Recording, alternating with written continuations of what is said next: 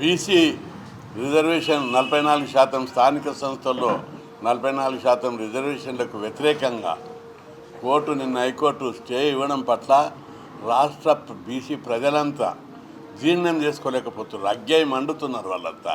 అరే 3 రోజులు ఎన్నికల షెడ్యూల్ ప్రకటించినప్పుడు స్టే ఇవ్వలేదు, ఎన్నికల నోటిఫికేషన్ వేసినాక స్టే ఇవ్వడం అనేది ఇది బీసీల నోటికాడు ముద్ద లాక్కోవడమే తప్ప ఇంకేం కాదు. దేశ చరిత్రలో ఎన్నికల నోటిఫికేషన్ వేసిన తర్వాత ఎప్పుడు కూడా స్టే ఇవ్వలేదు కోర్టులు. సుప్రీంకోర్టు తీర్పులు డైరెక్షన్స్ ఉన్నాయి.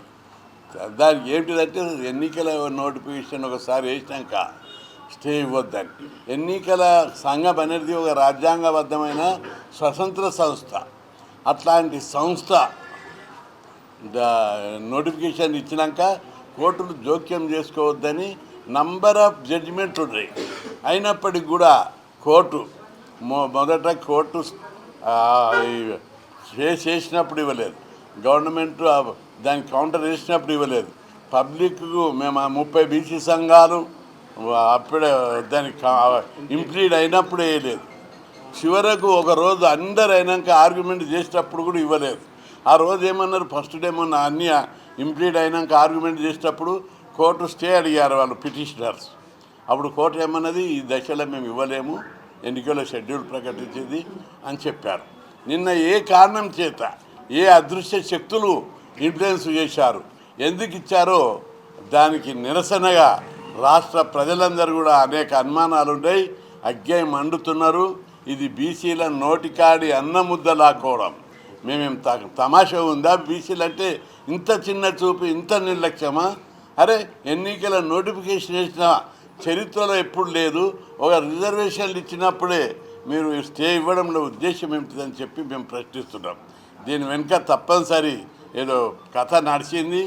దీన్ని తీవ్రంగా బీసీలంతా జీర్ణించుకోలేకపోతున్నారు. ఇది చాలా తీవ్రమైన విషయం. స్టే ఇవ్వడానికి కూడా బలమైన కారణాలు ఏం లేవు. ఈ కేసు 9 జీవో వెనుక బలమైనటువంటి హేతుబద్ధమైనటువంటి గ్రౌండ్స్ ఉన్నాయి. ఎవ్వరు కూడా దాన్ని రిజెక్ట్ రాష్ట్ర ప్రజలందరూ గమనించాలి. ఇది అలాంటప్ప జీవో కాదు, చాలా రాజ్యాంగం ప్రకారం వచ్చిన జీవో. రాజ్యాంగంలోని ఆర్టికల్ 243(d)(6)లో రాజ్యాంగం ఏమిచ్చింది? రాష్ట్ర ప్రభుత్వము బీసీ రిజర్వేషన్ నిర్ణయించే అధికారాన్ని రాష్ట్ర ప్రభుత్వానికి ఇచ్చారు. ఇంత స్పష్టంగా అందులో రాజ్యాంగంలో ఉంది. దాన్ని జీవోలో కూడా పేర్కొన్నారు.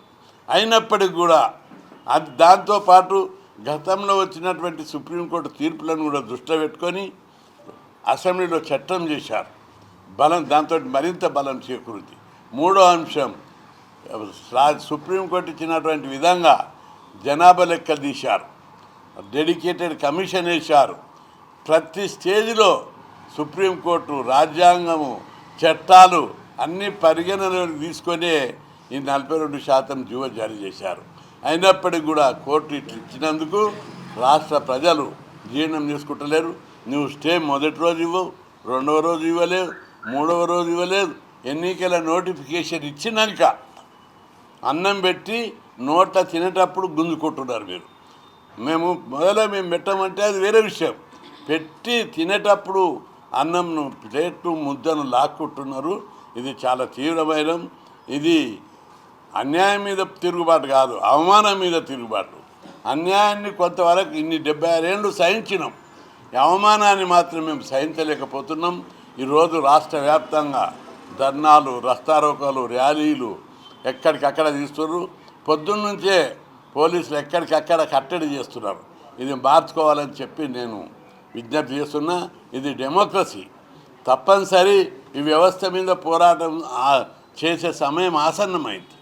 ఎందుకంటే ఇది ఒక వ్యక్తికి, పార్టీలకు, ప్రభుత్వాలకు కాదు, మొత్తం వ్యవస్థ, కోర్టులు, వ్యవస్థ అన్నీ కూడా బీసీలకు వ్యతిరేకంగా రూపొందించబడి ఉన్నాయి.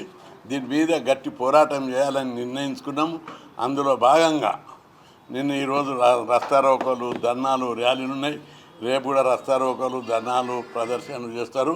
మంగళవారం 14th నాడు, మంగళవారం నాడు రాష్ట్ర వ్యాప్తంగా బంద్ జరపాలని చెప్పి నిర్ణయం తీసుకోవడం, అన్ని బీసీ సంఘాలతో సంప్రదించడం, పెద్ద ఎత్తున ప్రోగ్రాం ఉంటుంది.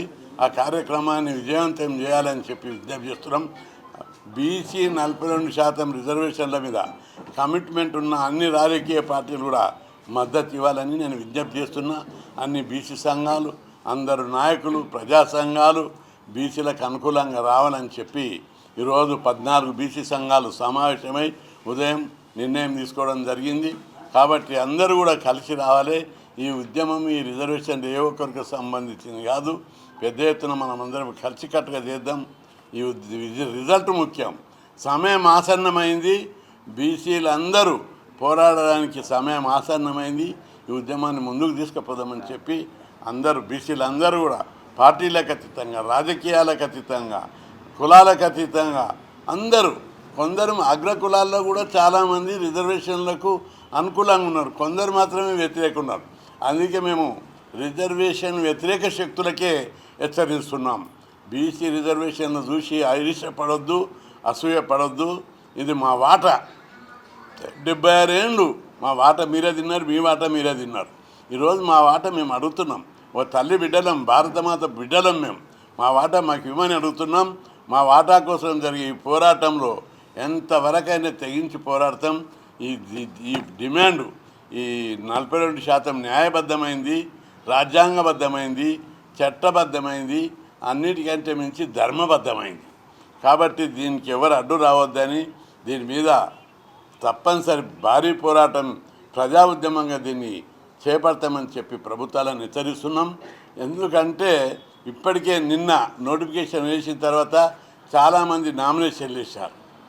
అది నోటిఫికేషన్ వేసిన తర్వాత ఆపడం అనేది ఎన్నికల చరిత్రలో మొట్టమొదటిసారి జరిగింది. ఇంత అన్యాయాన్ని బీసీలు జీర్ణించుకోలేకపోతున్నారు. ఈ అవమానం ఇది. దీని మీద మనం తాడోపేడ తేల్చాలి. ఎన్ని రోజులు. రెండవది 50% సీలింగ్, 50% సీలింగ్ అని మాట్లాడుతున్నారు. 50% సీలింగ్ రాజ్యాంగంలో ఎక్కడ లేదు. ఇది ఒక సుప్రీంకోర్టు అబ్జర్వేషన్ ఒక సందర్భంలో. రెండవది అది కూడా ఏమిటి, విద్యా ఉద్యోగాలలో 50% సీలింగ్ అని అన్నారు. దాన్ని కూడా మేము వ్యతిరేకిస్తున్నాం సీలింగ్ను. కాకపోతే ఒక కారణం చెప్తున్నారు, మెరిట్ దెబ్బతింటుంది, ప్రతిభ దెబ్బతింటుంది, సమర్థత దెబ్బతింటుంది. కాబట్టి 50% సీలింగ్ పెట్టి 50% మెరిటు ప్రతిభావంతులకు ఇవ్వాలనే ఆర్గ్యుమెంటు ఉంది. దానికి కొంత అర్థం ఉంది. రాజకీయాల్లో మెరిట్ ఉందా, ప్రతిభ ఉందా, సమర్థత ఉందా? రాజకీయాల్లో అక్షరం ముక్క రానోడు కూడా సీఎం అయిన వాళ్ళు ఉన్నారు. సంతకం పెట్టడానికి రానోళ్ళు కూడా 100 మంది ఎమ్మెల్యేలు అయ్యారు, ఎంపీలు అయ్యారు. దీనికి రాజకీయాల్లో మెరిట్ లేదు, ప్రతిభ లేదు. మన రాజ్యాంగం కల్పించిన ప్రకారం ఎనీబడి, ఏ సిటిజన్ అయినా, ఏ పౌరుడైనా పోటీ చేయొచ్చు. సేవ చేయాలనే దృక్పథం ఉన్న వాళ్ళు ఎవరైనా చేయొచ్చు. కాబట్టి దీనికి మెరిటు, ప్రతిభ లేదు. కాబట్టి 50% సీలింగ్ దీనికి వర్తించదు. దీన్ని సుప్రీంకోర్టు కాదు, ఎక్కడికైనా బలంగా ఉద్యమం చేపడతామని చెప్పి విజ్ఞప్తి చేస్తున్నా.